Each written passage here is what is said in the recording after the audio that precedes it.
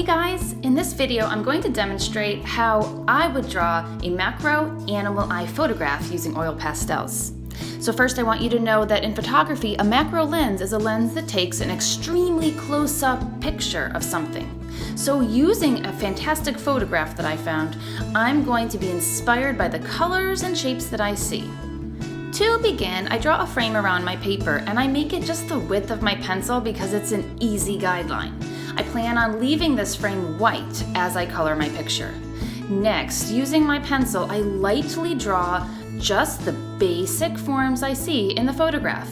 That would be the eye itself, the eyelid, the pupil, and any other major lines that I see. I don't draw the wrinkles or any spots or any little things like that. And I try to draw lightly because I know that the pastels, when mixed with the pencil, will create a kind of dirty gray. Also, I'm going to outline the highlights so that I can make sure that I leave those areas light. See where I have those little shapes, those triangles and rectangles?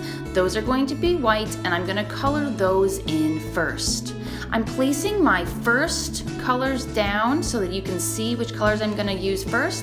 Beginning with white, I'm going to fill in those highlights and the area underneath the eye because as you can see from my photograph, that's the lightest parts of the picture. Next, my second color will be peach because it's the next lightest color. Look how when I put the peach over the pencil, it darkens the pencil and it can smear the pencil too. Take note of this. The lighter you draw, the better when you plan on using oil pastels on top of them. After I apply the peach to every area in my picture that I see peach, I'll move on to my next color, which is going to be a little light tan, like a golden color. Now, if you have trouble seeing where you should be applying colors, try this. Work your way through each of the colors in the box, going from lightest to darkest, and squint your eyes at your photograph and ask yourself, do I see any of this color in this part of the picture? Chances are, if you picked a good photograph, you will see every color or almost every color in your photograph. And so my challenge to you is to apply all of those colors to your paper. So in my picture, at this point, I've worked my way through the peaches and the tans and the yellows, and now I'm on to the light green.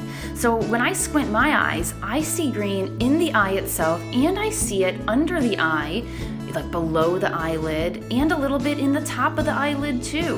And since I'm starting to see the green almost in spots in the photograph, I'm applying it to the paper in little chunks too.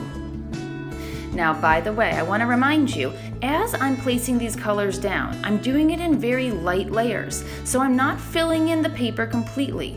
I'm kind of coloring like I would with a crayon at this point, leaving some of the paper showing, and my plan is to then continue to layer on the colors so that I'm overlapping different colors together to build up the color in layers so that when I'm finished with the picture, it looks like an oil painting. Now you can see I'm getting into the warmer colors, the oranges, then I'll get into the reds, and then finally I'll make my way into the browns, and that's when I'll start to really look for those dark areas, those shadows and those spots, and I'll start to place those in.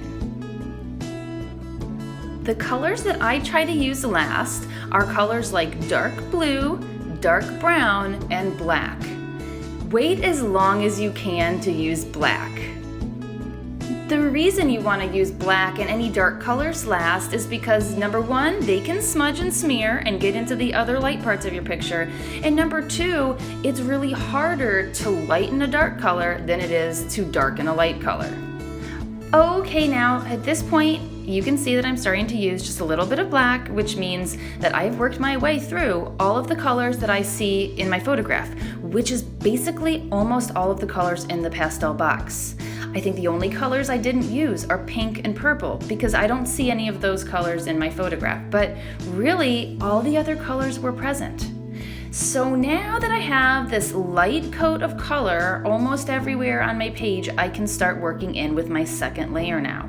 So going back through again, I'm gonna start from lightest to darkest, and I'm gonna start to look again now at where can I put more of these colors. So I'm adding white again. I want to make sure I keep those light areas nice and light, and then I'm going to work my way through the colors again in the second layer and start blending. I don't blend at all with my fingers. Personally, I avoid blending oil pastels with my fingers because I think it takes too much of the color off of the paper. And I want to leave as much color on the paper as I can. In fact, I want my picture that I'm drawing to be better looking and more colorful and more vibrant than the photograph itself. Keep in mind, when you're drawing from a photograph, especially if it's somebody else's photograph that you found, that is someone else's art. Your art is what you are drawing with your pastels. So back to what I'm doing. I'm layering the colors, and that's how they're blending. Every time I pick up a color, I again look and see, where do I see it more in the picture? Where can I add more of that color? How can I use that color to make my picture that I'm drawing more beautiful? And while I'm using the photograph as a guide, when I'm trying to create textures like the wrinkles that I see, or even those spots on the eyelid, I'm not being exactly precise. I'm not counting how many spots I need to draw. I'm just trying to capture the impression of that texture of the skin. The last thing I always end with is a final push of the contrast, adding a little extra black or dark blue or brown in the darkest areas, making sure my edges are nice and clean, and making sure my highlights are still standing out. Here's my end result. I hope you enjoyed this video.